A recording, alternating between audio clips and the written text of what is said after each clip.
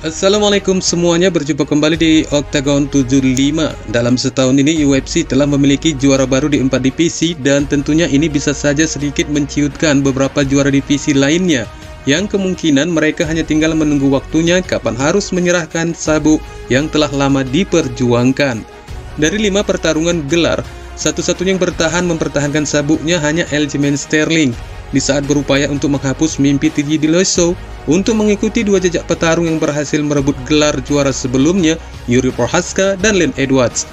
Dan kemudian datang Islam Makhachev yang memiliki keberuntungan yang lain setelah mengalahkan Oliveira untuk mengklaim juara divisi ringan, dan disusul Alex Pereira untuk petarung yang selanjutnya, sekaligus melengkapi 4 petarung yang berhasil merebut gelar sepanjang tahun 2022.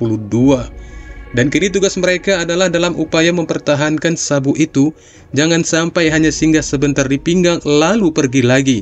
Dari keempat petarung tangguh itu, kita akan klasifikasikan siapa di antara mereka yang mampu mempertahankan gelar dengan pertarungan terberat dari pesaing-pesaingnya, dan siapa juga yang mampu bertahan sebagai juara divisi dengan waktu yang cukup lama.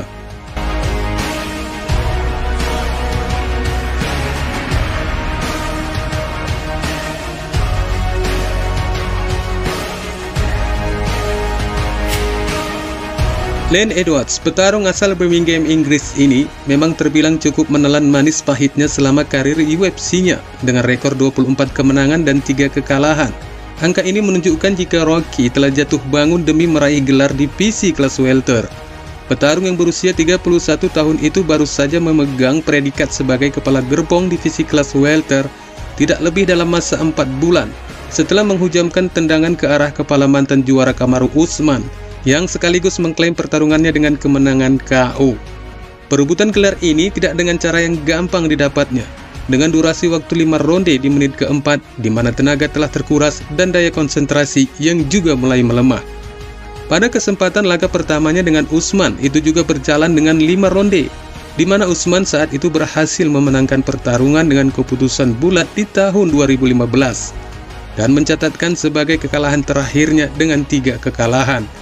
Pembalasan si pitung pun terlaksana dengan memanfaatkan stamina Usman yang jelas sekali sudah terkuras untuk melihat mantan juara itu pingsan sesaat di depannya. Lantas apa yang telah diambilnya dari The Nigerian Nightmare? Mampukah Edwards menjinakkannya dengan menguasai ikat pinggang itu selama bertahun-tahun lamanya, atau paling tidak di usianya yang kini 31 tahun, gelar itu akan tetap bersamanya sebelum masa pensiun dengan 4 tahun ke depan? Banyak orang yang meyakini jika kemampuan skill bertarung itu hanya akan terlihat di batas ronde keempat, karena pada ronde berikutnya itu hanya merupakan kesempatan yang berupa habis-habisan, atau dengan artian ronde kelima adalah penutup dari semua kemampuan seadanya. Hingga di kesempatan ini, kebanyakan dari mereka mulai kehilangan konsentrasi. Jika ada yang mengatakan penyelesaian di ronde kelima adalah keberuntungan, ya memang tampak seperti itulah adanya. Nah, Edwards yang sudah dipastikan akan rematch dengan Usman yang akan digelar di halaman rumahnya Inggris, bisa dikatakan membawa sebuah keberuntungan melawan Usman di partai kedua. Dari cardio dan stand up, Usman berada di atas Edwards, meski dalam hal striking, keduanya memang memiliki keseimbangan kecepatan. Dan tentu saja, di UFC 278 kemarin, jika saja Usman tidak berhasil dijatuhkan Edwards, maka Nigerian Nightmare dipastikan akan kembali memenangkan pertarungan itu dengan hasil keputusan. Mungkin tidak ada yang sampai memekikkan suaranya jika rematch di Inggris nanti, Edwards akan mendominasi Usman. Dan malah sebaliknya, Usman bisa saja kembali menjadi favorit di pertarungan itu dengan penilaian 60/40 bagi Usman. Meski kurang meyakinkan jika Edwards mampu mempertahankan gelarnya dengan mantan juara kelas welter, The Rocky juga telah melihat para pengantri jika saja kembali mampu mengalahkan Usman, di mana terpampang wajah-wajah yang mengkhawatirkan seperti Covington, Chimaev, Belal, Rakhmonov, dan Masvidal. Mungkin dari kelima petarung ini yang nyata-nyata menjadi ancaman bagi Edwards. Dan jikapun dipangkas, The Rocky akan kesulitan melewati antara Chimaev maupun Rakhmonov dengan penilaian 55/45. Jika mampu melewati Usman, maka ancaman itu akan datang di tahun yang sama di 2023. Dengan arti kata, usia gelar hanya dalam tempo 1 tahun. Yuri Prochazka, tak ubahnya Edwards yang mengambil kemenangan di ronde terakhir. Prohaska juga melakukan hal yang sama, hanya perbedaan detik untuk mengklaim juara divisi berat ringan setelah menyelesaikan Glover Teixeira dengan Randy Couture.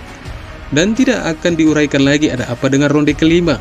Potensi yang serupa terjadi dengan rematch di UFC 282 pada Desember mendatang. Namun ada hal yang sedikit berbeda. Jika Denisa lebih memiliki stand up yang lebih bagus dari Teixeira, meskipun dapat diakui, kekuatan petarung veteran Brasil itu memang sangat diperhitungkan. Teixeira mungkin sedikit lebih detail dengan rasa semangatnya yang pernah mengalahkan Jan Blachowicz, sehingga menimbulkan rasa penasaran yang luar biasa untuk kembali merebut sabuknya yang pernah hilang. Meski dengan kemenangan di ronde terakhir, namun Yuri Prohaska dipastikan lebih memiliki keyakinan yang jauh lebih besar dibanding Teixeira yang kini berusia 42 tahun. Dan dari sini, bisa ditarik skor 60/40 buat Prohaska untuk rematch mereka nantinya. Lantas, setelah mengakhiri karir Teixeira, yang dipastikan petarung Brasil itu akan pensiun dari UFC, apakah mudah bagi petarung Ceko dengan pertahanan selanjutnya, di mana ada pemenang antara Jan Blachowicz dan Magomed Ankalaev yang akan menjadi uji coba jajalannya kemudian. Jan Blachowicz meskipun telah tersingkir oleh Teixeira, namun itu bukan berarti menjadi lawan yang mudah bagi Denisa. Kesamaan tempo permainan di antara mereka akan menjadi sampai di mana batas kemampuan sang juara itu dengan nilai skor 55/45 buat Jan Blachowicz. Kemudian jika akhirnya bertemu dengan Magomed Ankalaev, maka ini akan menjadi lebih parah lagi buat sang juara divisi itu. Petarung Dagestan dengan rekor 18 kemenangan dan 1 kekalahan ini memang tidak memiliki apapun kekuatan yang dapat diandalkan. Namun kedisiplinan cara bertarungnya dipastikan akan menjadi ancaman bagi Prohaska. Meskipun jika kedua petarung ini akan berjumpa dengan 2 kali pertemuan, namun toh itu tetap akan menjadi kesulitan buat Denisa dengan skor 60/40 buat Ankalaev, yang berarti masa pemerintahan petarung Ceko yang berusia 30 tahun itu dengan masa bakti sekitar 1,5 tahun. Alex Pereira. Jika baik Edwards dan Prohaska mengklaim sebagai juara divisi pada ronde kelima, Pereira juga melakukan hal yang sama kembali dengan memanfaatkan momen di ronde terakhir itu. Hanya saja bedanya Poatan mencatatkan waktu yang lebih cepat di menit kedua di ronde kelima, menyingkirkan mantan juara Israel Adesanya. Yang dinilai banyak orang akan mudah dilakukan mantan juara Glory Kickboxing itu ternyata sangat menguras stamina dan konsentrasi Pereira. Bos UFC Dana White pun juga mengklaim rematch agar segera digelar, seolah dia tidak percaya dengan kemenangan Poatan yang memang meskipun dengan kartu skor Adesanya tampak lebih unggul. Namun masalahnya mungkin banyak penggemar yang bosan dengan alur cerita berulang per tiap episode, di mana petarung Brasil itu telah 3 kali mengkandaskan The Last Stylebender, meski hanya baru sekali di UFC dan 2 lainnya di kickboxing. Gaya pertarungan yang sama, baik itu keunggulan dalam hal striking dan sama-sama kelemahan dalam hal grappling, juga tidak akan merubah hasil pertarungan, di mana Adesanya juga akan tetap kesulitan mendominasi Pereira. Dan dalam hal ini sebenarnya tidak ada jalan lain bagi Adesanya. Hanya dengan kartu skor, jalan satu-satunya kemenangan buat Adesanya. Sementara Pereira hampir dapat dipastikan akan tetap memiliki peluang untuk menjatuhkan Adesanya, mengingat pertahanan The Last Stylebender yang sangat terbuka. Dan dari sini skor untuk mereka 55/45 buat Pereira. Kemudian di usianya yang sudah beranjak 33 tahun, akankah aman bagi Pereira untuk mempertahankan gelarnya? Sebetulnya ada 2 petarung yang merupakan ancaman bagi Pereira, yaitu Jared Cannonier peringkat ketiga dan Derek Brunson peringkat kelima. Namun dikarenakan kedua petarung itu yang kini telah berusia 38 tahun, mungkin sudah keburu pensiun untuk menjadi lawan Pereira. Dan jika pun belum, malah itu akan menjadi pertarungan yang tidak seimbang. Dari tipisnya peluang pertemuan Pereira dengan kedua petarung yang beranjak gaya itu, maka peluang Pereira pun akan bertambah panjang, yang mana penyebab lainnya jika Poatan akan bertemu dengan Robert Whittaker. Namun kartu skor ini tetap menjadi 60/40 buat Pereira, sebab Whittaker hanya lebih memperkuat pertahanannya daripada serangannya. Dan jika pun ada peluang Khamzat Chimaev untuk move on ke divisi menengah, meski itu bukan pertarungan yang mudah bagi Chimaev, namun begitu juga sebaliknya dengan Pereira, dengan kesepakatan skor 50/50 buat kedua petarung itu. Islam Makhachev.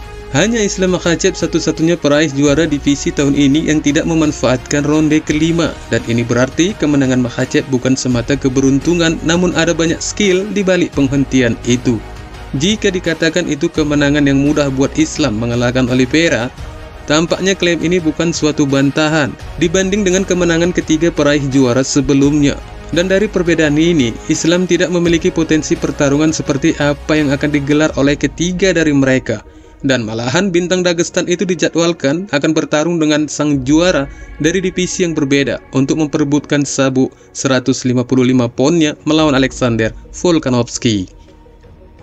Meski rasa semangat juang 45 dari petarung Australia itu tampak berapi-api untuk menjadi juara ganda, namun bagi Makhachev itu hanya seperti percikan. Karena baik kardio, stand up, grappling, clinch, dan pukulan, dari kelima opsi ini Makhachev memang layak diunggulkan di luar dari ukuran tubuh yang memang jauh berbeda. Dengan mengandalkan stamina, Volkanovski pun mengklaim jika tidak ada yang tidak mungkin baginya untuk mengalahkan Makhachev. Analisis dari penggemar pun dengan berani mengklaim posisi favorit buat Makhachev yang bereferensi dari pertarungan mudahnya dengan Do Bronx, dan itu memang layak diberikan karena skor pun mengatakan dengan hasil 60/40 buat Makhachev. Dan setelah menjadi juara nomor 1 pound for pound, apakah Makhachev tampak aman untuk terus mempertahankan gelarnya? Tampaknya memang demikian. Beneil Dariush, satu-satunya petarung yang terberat dari semua urutan pesaing divisi kelas ringan, juga mungkin akan menjadi pertarungan yang mudah buat Makhachev dengan skor 60/40. Bagi Makhachev, kecil kemungkinan dan nyaris tidak ada ancaman di divisinya. Namun jika bintang Dagestan itu ingin menguji kekuatan dan keterampilannya, itu lebih baik dimungkinkan untuk naik ke kelas welter. Selagi masih ada juara semisal Khamzat Chimaev, Kamaru Usman maupun Shavkat Rakhmonov sebagai juara divisi itu. Wassalamualaikum warahmatullahi wabarakatuh.